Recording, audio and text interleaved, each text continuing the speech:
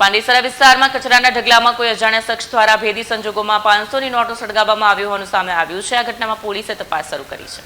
પાંડેસરાના Maruti industrial એરિયામાં જ્યાં કચરો ઠાલવવામાં આવે છે ત્યાં સ્થાનિકોએ 500 રૂપિયાની અનેક નોટો સળગેલી હાલતમાં જોઈ હતી। કોઈ અજાણ્યા વ્યક્તિ દ્વારા અંદાજે 1000 જેટલી 500ની નોટો અહીં લાવીને સળગાવી દેવામાં આવી હોવાની ચર્ચા છે।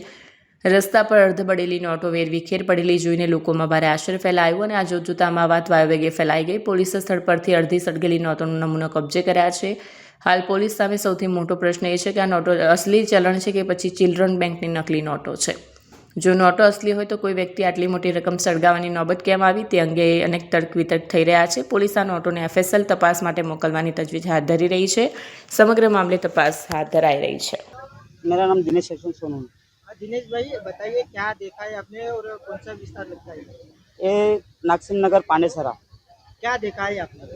मैं घर पे खाना खा रहा था, मेरा चाचा आया बंगार छूने, तो उसने नोट देखा उधर पड़ा हुआ, तो घर पे आया, मुझे बोला कि भाई वहाँ पे नोट गिरी हुई वो कुछ काम का है नहीं है, देख ले। तो हम लोग आए, देखा तो नोट ओरिजिनल है और आधा जला हुआ था। तो मैं बोला ये कुछ काम का नहीं। एक जन से सलाह लिया तो उसने बोला भाई किसी का कुछ मर्डर फाडर कुछ हुआ होगा या चोरी चपाटी तो तेरा नाम आएगा, एक तो पांडेसरा में जाके जमा कर दे और पूछ ले क्या हुआ है, बस इतना।